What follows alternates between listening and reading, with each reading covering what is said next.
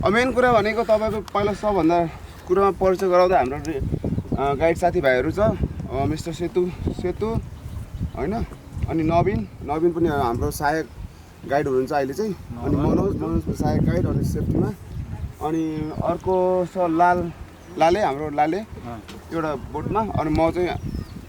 मडी अनि एउटा बोटमा हुन्छ अनि हाम्रो सेफ्टी कार्यकर छ प्रकाश गुरुङ कताको उहाँ चाहिँ सानो बोटमा हुनुहुन्छ है ल तपाईँहरूले सबैले मेन्टली प्रिपेयर भएर आउनुभएको छ यो भनेको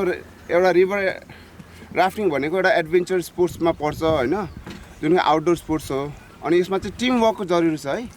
टिमवर्क भनेको इज मोस्ट इम्पोर्टेन्ट तपाईँले एक्लैले गरेर पनि सक्नुहुन्न है मिल्दैन थाक्नुहुन्छ बरु यसमा चाहिँ के अरे टिम कोअर्डिनेट गरेर एकसाथ चाहिँ हामीले चाहिँ हरेक कुरामा रेस्क्युमा होस् अथवा प्याडलिङमा होस् अनि अथवा अब हाम्रो क्याम्प सेटअप गर्ने बेला भरे क्याम्पिङ बस्छौँ हामी क्याम्प सेटअपमा होस् हरेक कुरामा एकअर्कालाई कोअपरेट गरेर रमाइलो गर्दै गर्नु पऱ्यो कर जबस्तीमा चाहिँ होइन कि रमाइलोमा गर्नु पऱ्यो है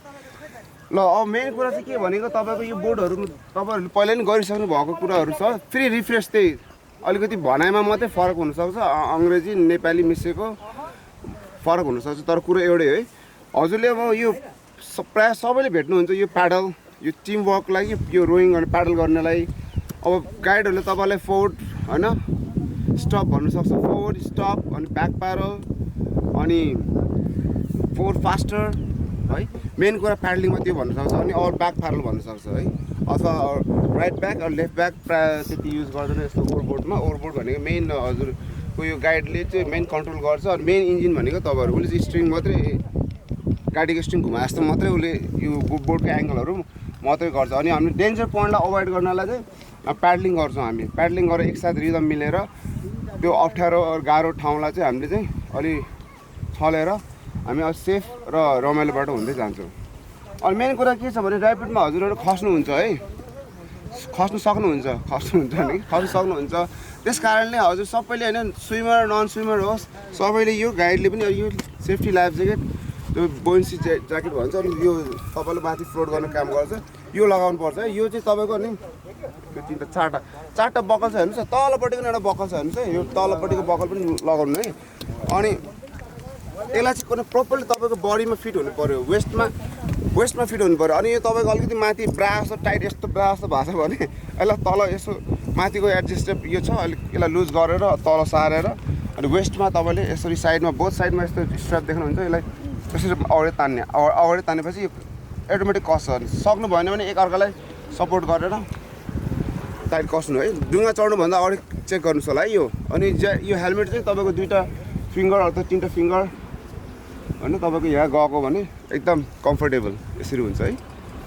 यतिमै तपाईँले यो हेलमेट लगाउनु पर्यो अनि मेन कुरा के भन्छ तपाईँले खस्नु भयो भने मेन कुरा के भने काम डाउन तपाईँसँग सबभन्दा पहिला चाहिँ आफूमा विश्वास गर्ने कि मसँग ज्याकेट छ यसले चाहिँ माथि फ्लोट गर्छ अनि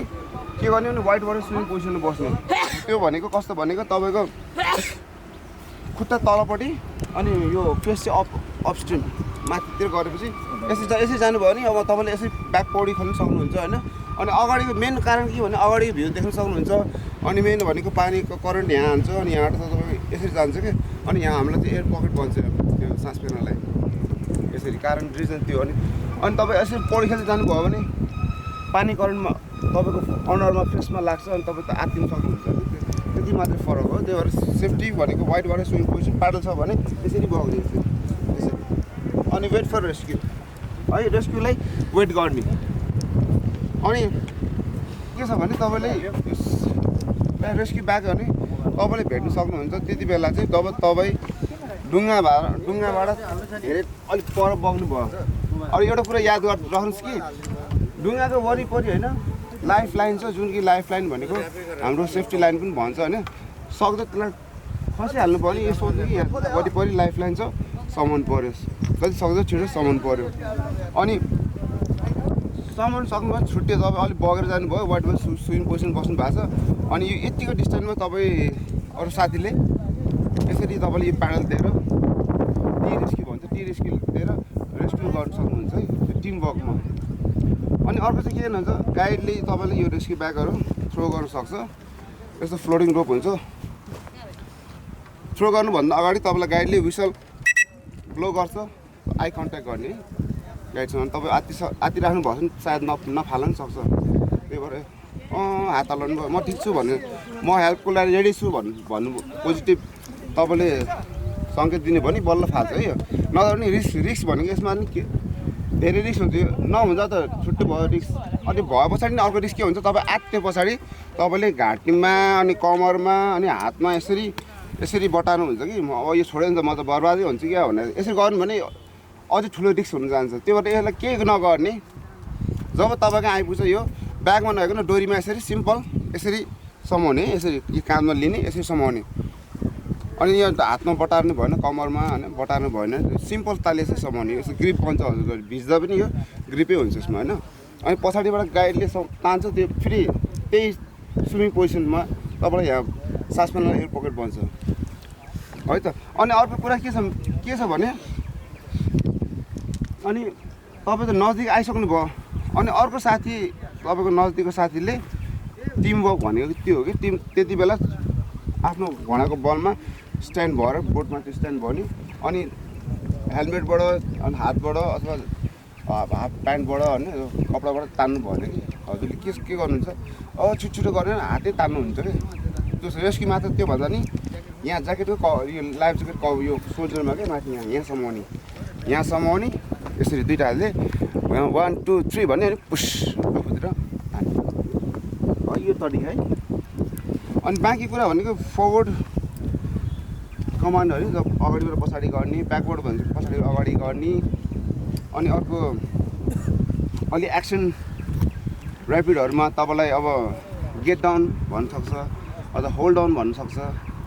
त्यो कुरा चाहिँ अब हिँड्दा अब डुङ्गामा प्र्याक्टिस गर्दै जानुपर्छ। यहाँसम्म क्लियर छ हजुर? क्लियर किनभने समयको सदुपयोग गर्दै होइन सर्टकटमा मैले भनेँ कि। अनि त्यो बाँकी भने प्र्याक्टिकल गर्दै गएपछि पर्फेक्ट हुन्छ। यहीँ मात्रै लामो गरेर तपाईँलाई निधार लाग्छ।